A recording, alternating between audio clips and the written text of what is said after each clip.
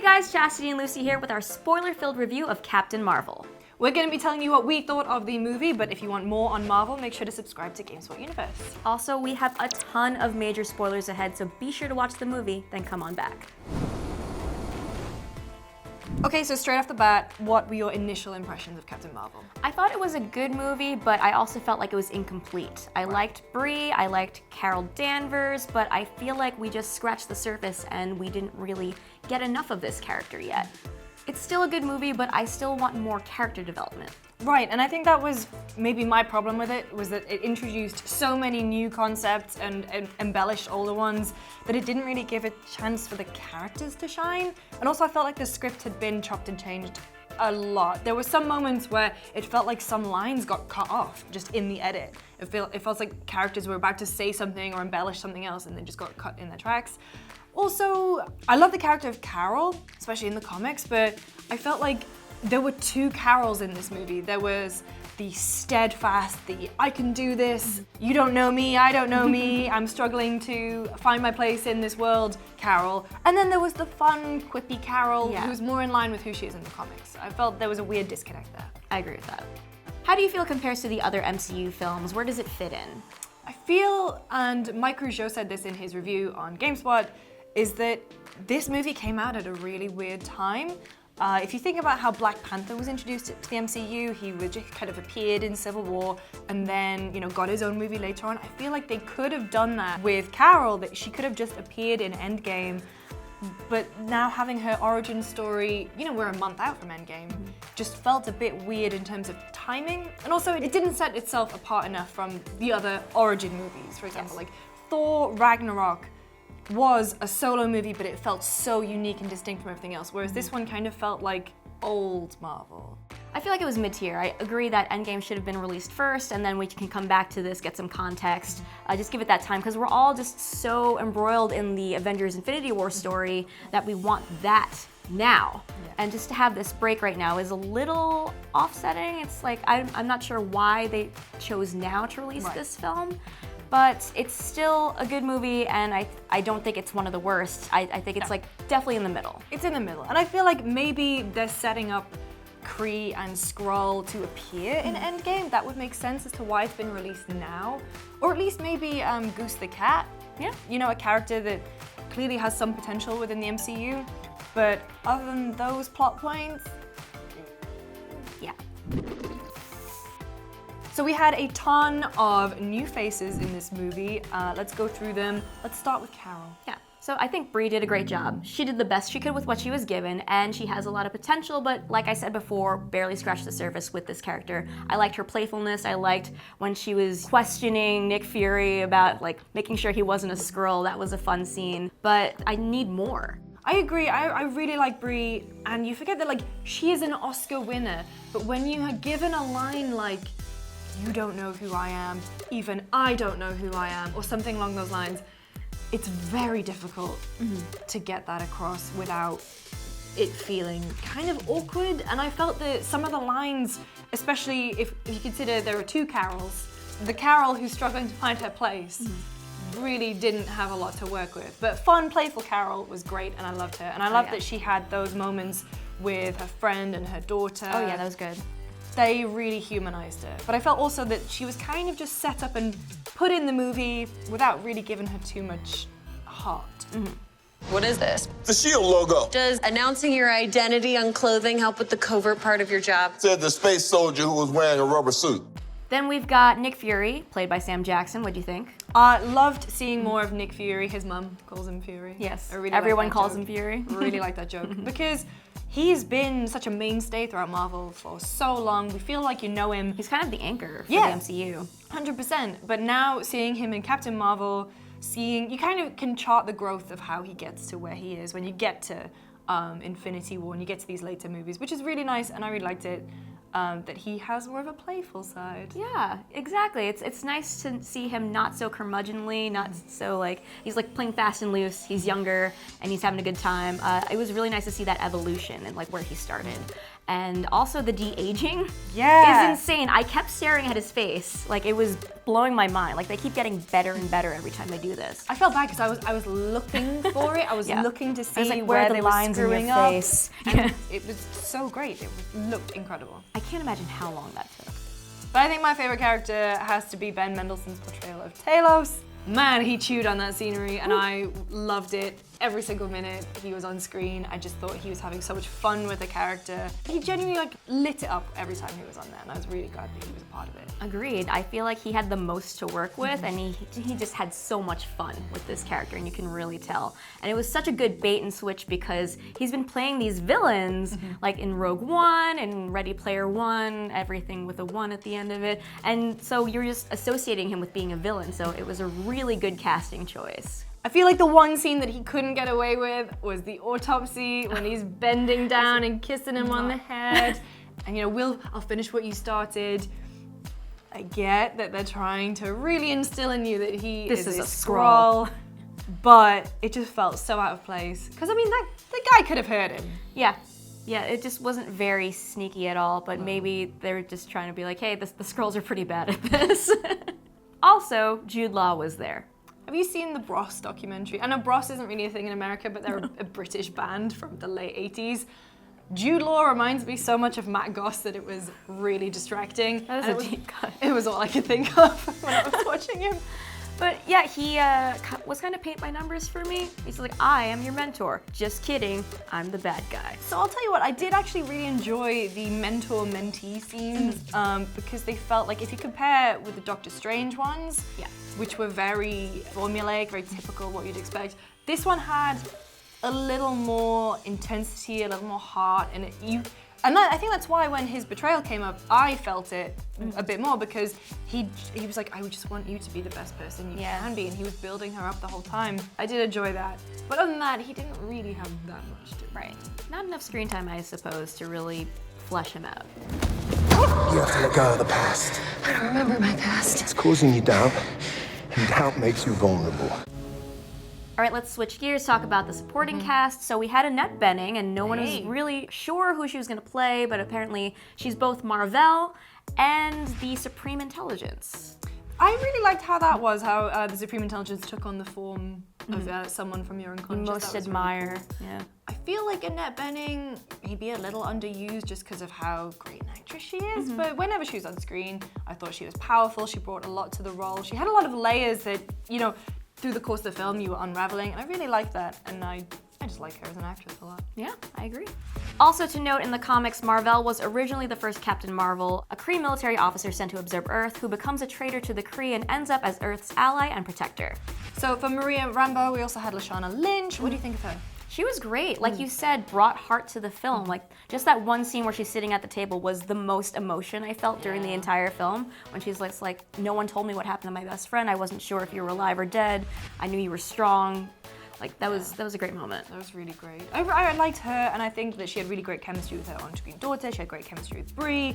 I will say that the one part of the film that did annoy me is just how readily she was like, yeah, cool, suicide mission, I'm in. I'm gonna leave my daughter behind. I'm just gonna ring up my mum and my dad to take care of her. I felt like that's a very idealistic look at motherhood, and like, there's no way that you would be so ready to leave your child behind and just seemingly be completely emotionless about it. Yeah, it seems like a way more conflicting issue here, like leaving your child behind. But even though the kid was like, "Go, mom, go save the world," I was like, no. I just felt really, not angry, but I just felt really, I didn't You're like oh, that. that's a weird reaction. That's weird. Yeah.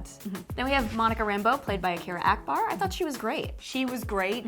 I always have a thing about like child actors because sometimes I'm like, how are you 7, but you're acting like a 15-year-old? It really freaks me out. I get scared by a child actor sometimes. But I thought she was great, and she was cute and she was rambunctious without being obnoxious, which I think is a very difficult line for a child actor to walk. Yeah. So I really liked her a lot. Also, we could potentially see her in the next phase of the MCU. Monica in the comics also becomes known as Captain Marvel, but is now called Spectrum as of 2013. She was exposed to extra-dimensional energy and became able to convert her body into energy. She even led the Avengers for a time. And then we have the two races whose war is really at the heart of this film. We've got the Kree and the Skrulls. So let's start with the Kree. Yep, they were fine. I was a little hurt by how underutilized the great Gemma Chan was, and how they had this good humor bit between the rest of the Kree at the very beginning, and she didn't have any line in that. They could have given her opportunity to not be an ice queen, to not be this stereotype. But I mean, she was still great with what she did, and she had some good lines, but she could have used more development. But I could really say that about any character. I did like the fact that they brought the guy from Guardians back.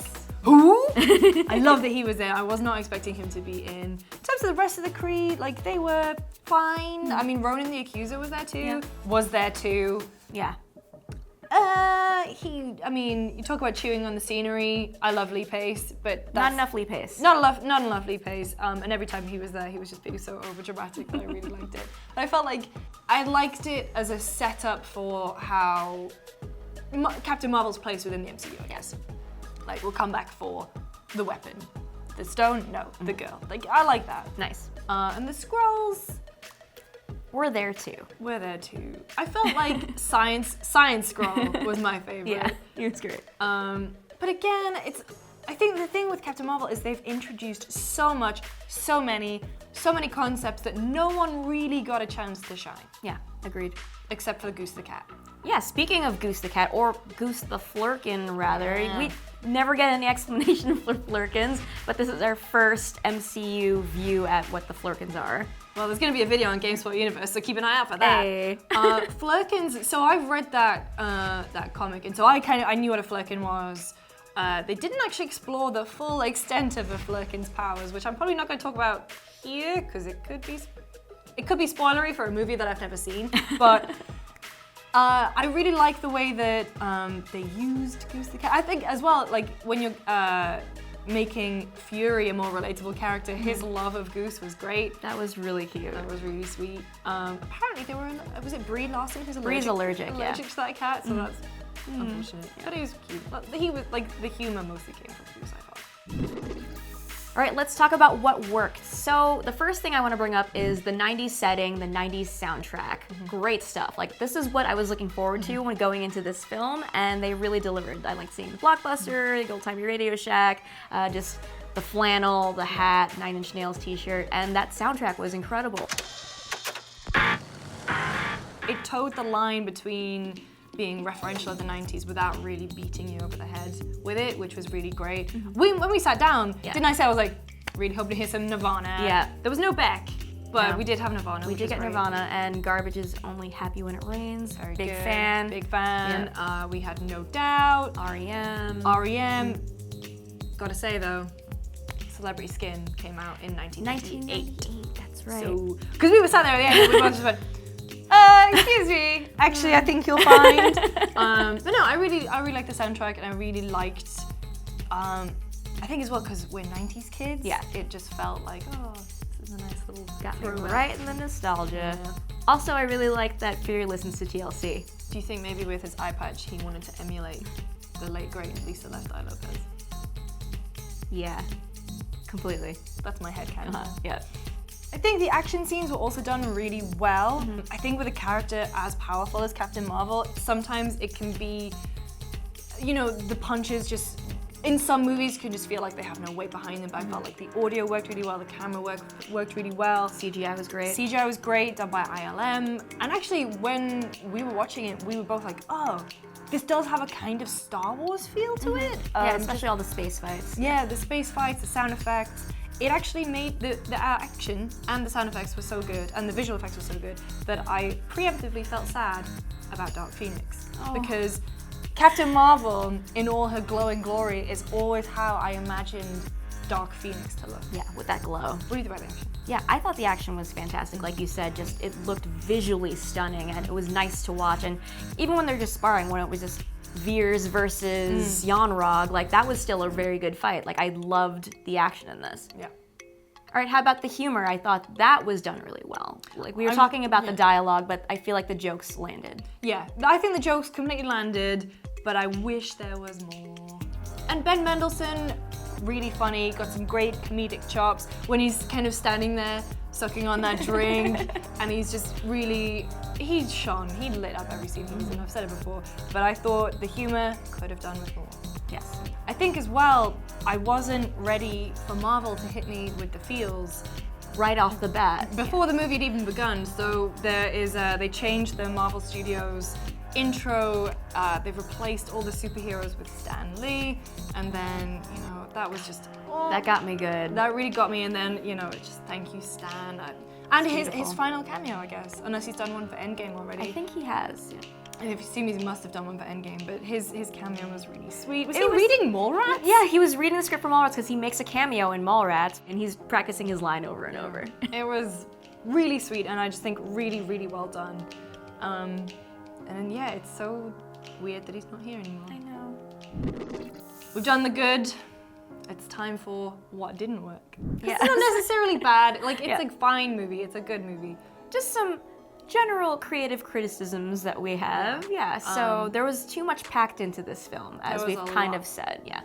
So much stuff, so many characters, so much information, so many settings, like the Kree world, and then like outer space, Earth, and S.H.I.E.L.D. for a hot second. I feel like, because I guess, I mean, you could argue that Guardians was the same. It was a lot new, Yeah. a lot that they introduced, but I feel the storytelling with Guardians, it didn't jump about time periods. It didn't really have to deal with anything like amnesia. And when you come to Captain Marvel and you're trying to tell a story and trying to introduce all these things, jumping about all the time just doesn't help. And I feel like that's maybe where the story got rewritten or stuff got chopped and changed. So having these flashback sequences kind of appear, trying to figure out the timeline of when Carol was Carol versus when she was Vers. It's hard to follow tonally. Yeah, it didn't feel as coherent as it could have been, which I think is a shame, but I think the latter half of the movie is when it all starts moving towards a point and everyone's kind of on the same track is where it shines more. Also, I felt that, I said this many times already, not enough character development. Yeah, so that's definitely a thing. But also, no explanation of Carol's powers. Yeah. Kind of an issue for me. There were just no limits to her power. She just started flying. She just broke that ship out of nowhere. And breathe in space. Yeah, just started breathing in space. And then, yeah, when she lands and she's about to face off against Yon-Rogg, I'm like, it destroyed its ship by flying through it. She's gonna win this. Like, It crazy. It was kind of crazy. But I mean, I guess now everyone's gonna be talking about, is she a counter to Thanos, I guess? Yeah. But in terms of character development, yeah, I completely agree. It felt like people like Coulson and Fury got some character development because you're adding more information for a character that you already know. But I feel like the characters from the 90s are gonna probably stay in the 90s and with their minimal character development, which is pretty sad.